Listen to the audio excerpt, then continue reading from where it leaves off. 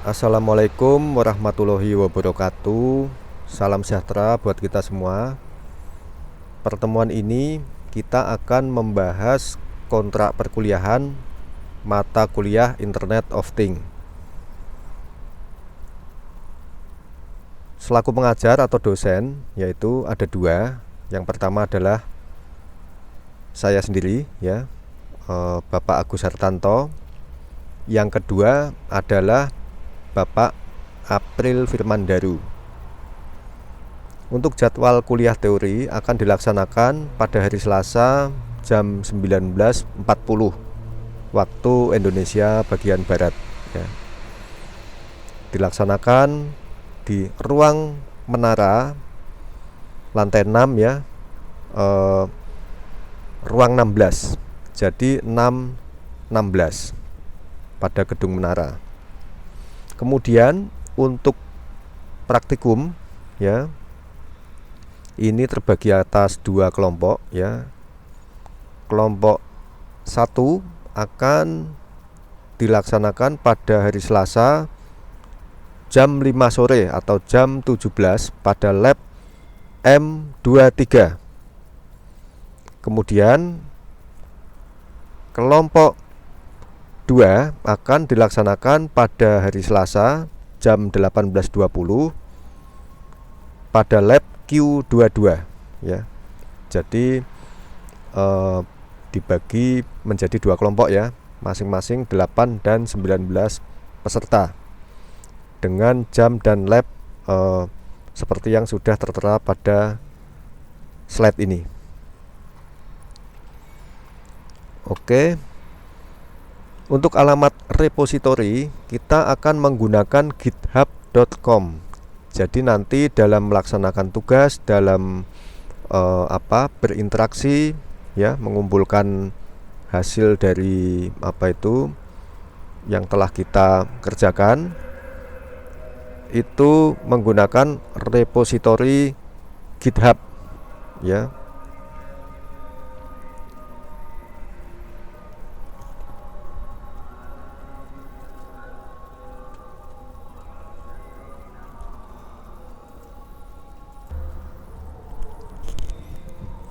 Mengenai penggunaan repositori GitHub, ya, nanti akan dibahas lebih detail di dalam materi pada perkuliahan.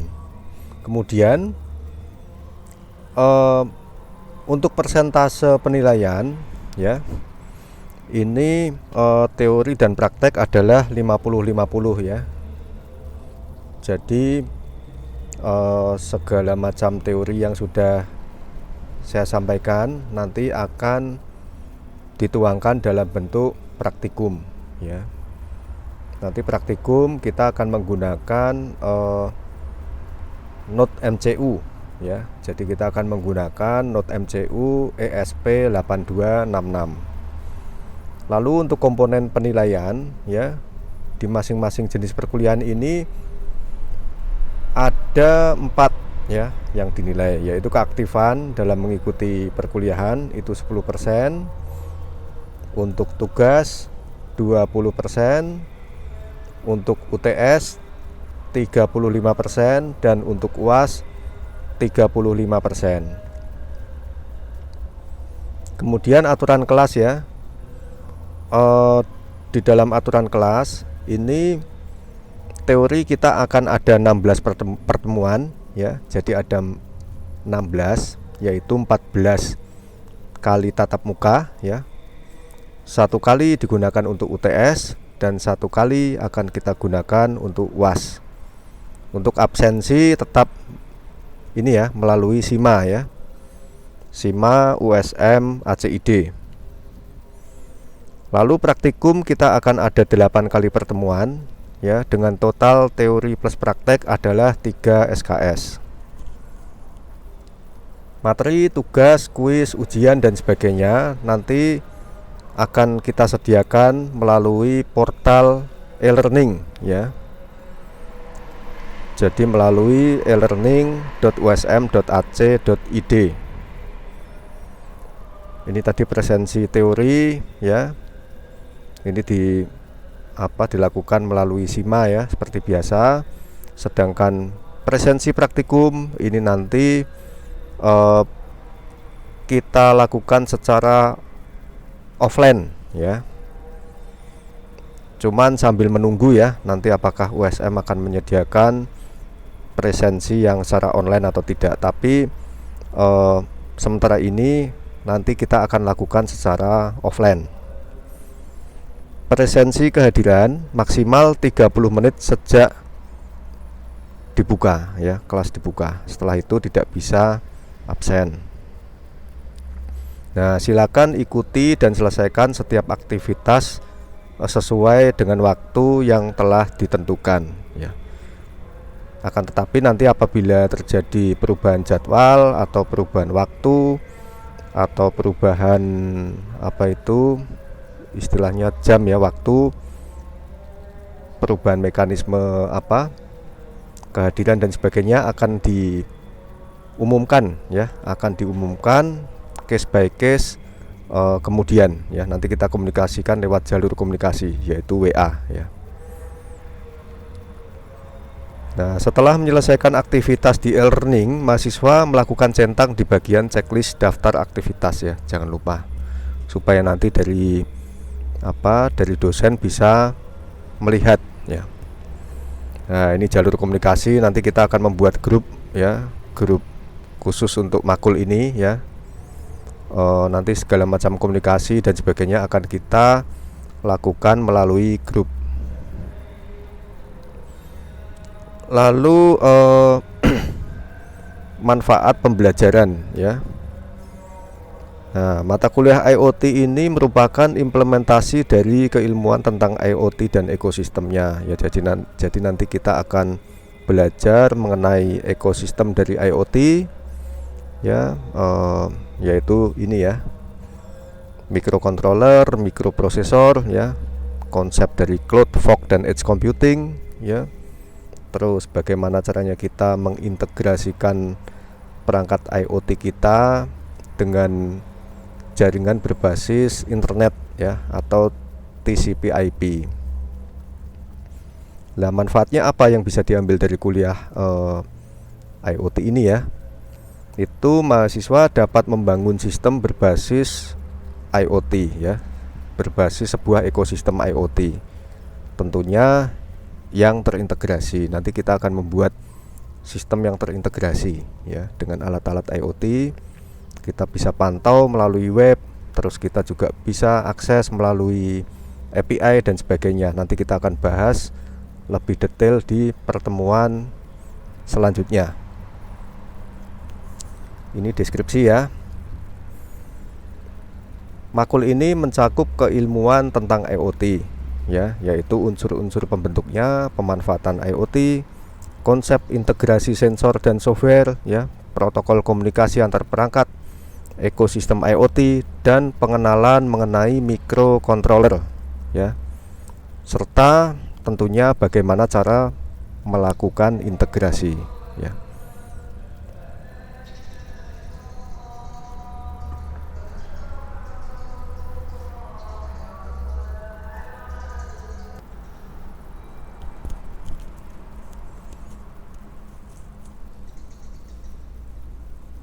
Kemudian tujuan pembelajaran dan kompetensi ya.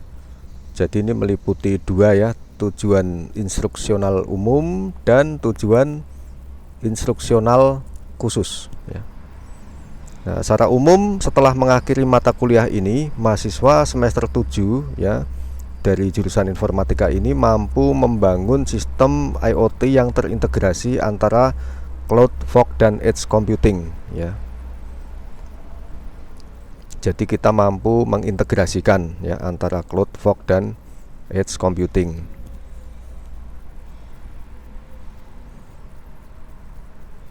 Kemudian secara khusus ya mampu menjelaskan dan menerapkan konsep IoT ya, mampu menjelaskan dan menerapkan konsep cloud, fog, dan edge computing ya. Kemudian mahasiswa juga mampu melakukan analisa penggunaan IoT pada dunia industri ataupun pada dunia nyata. Kemudian mahasiswa juga mampu melakukan coding microcontroller ya. Nanti kita akan fokus menggunakan bahasa C Arduino ya.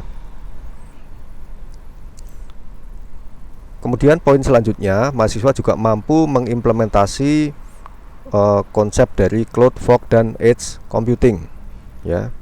Dan yang terakhir dari tujuan ini ya, tujuan instruksional khususnya adalah mahasiswa mampu membangun proyek IoT dengan konsep cloud, fog, dan edge computing. Nah, di poin D ya, selanjutnya bagaimana pengorganisasian materi ya.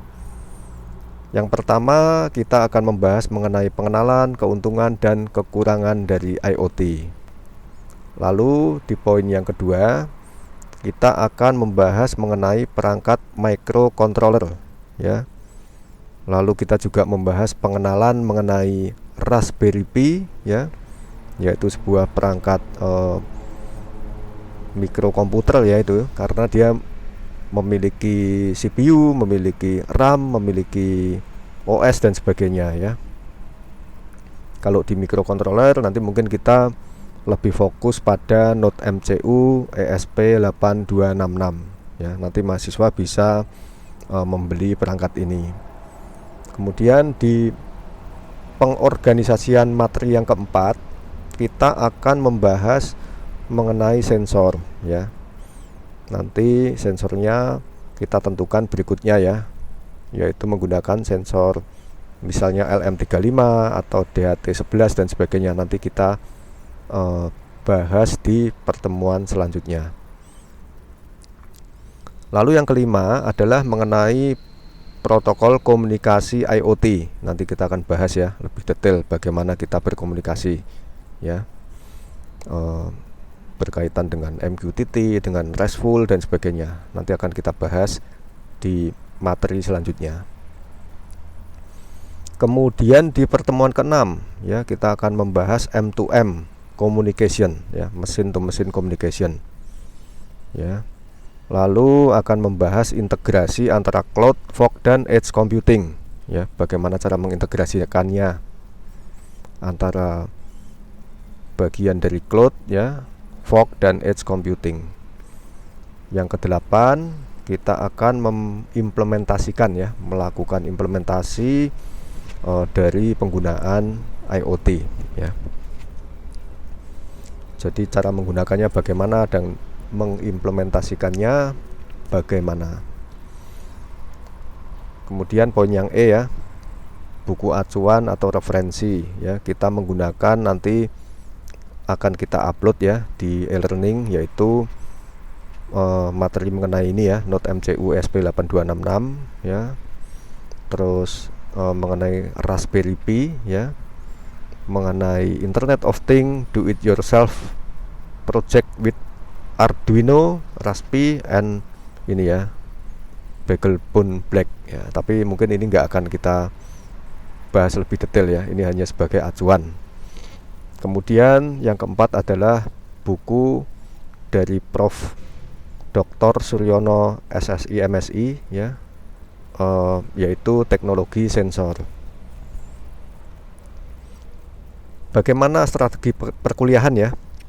Yang pertama seperti biasa ya, melakukan penyampaian materi dalam bentuk ceramah, slide ya, slide materi, video, tanya jawab, dan diskusi ya, seperti yang mungkin mahasiswa sekalian telah lalui. Yang kedua adalah pemberian kuis, dan kemudian akan dibahas pada minggu berikutnya, biasanya seperti ini ya. Namun nanti bisa juga untuk tugas yang sifatnya membutuhkan waktu yang lebih lama, maka waktunya bisa lebih dari 1 minggu.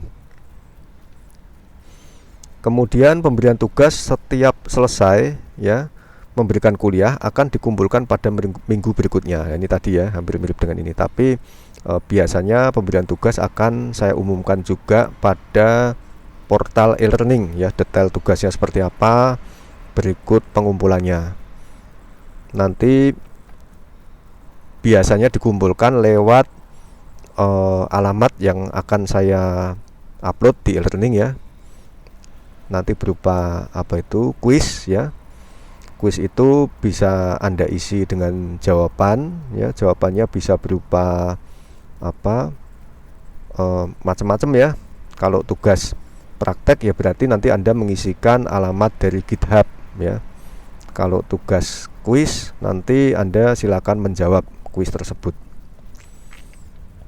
Nah ini ya tadi ya udah dibahas sekilas ya. Tugas itu berupa kuis, tugas kecil ya, tugas project ya. Yang project ini nanti Anda bisa mengumpulkan dalam bentuk repository GitHub ya. Kalau yang tugas-tugas kecil dan sebagainya bisa berupa kuis ya, atau coding kecil ya, ini juga sama menggunakan GitHub.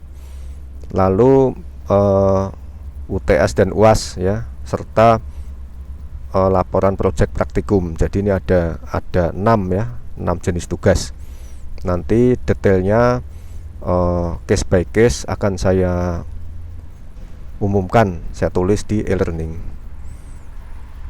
Lalu kriteria penilaian ya sama ya, ini teori 50, praktek juga 50 ya, 50-50 seperti yang ini ya. Tadi sudah kita bahas ya. Terus komponen tadi juga sudah kita bahas ya, mengenai ini ya, sama ya.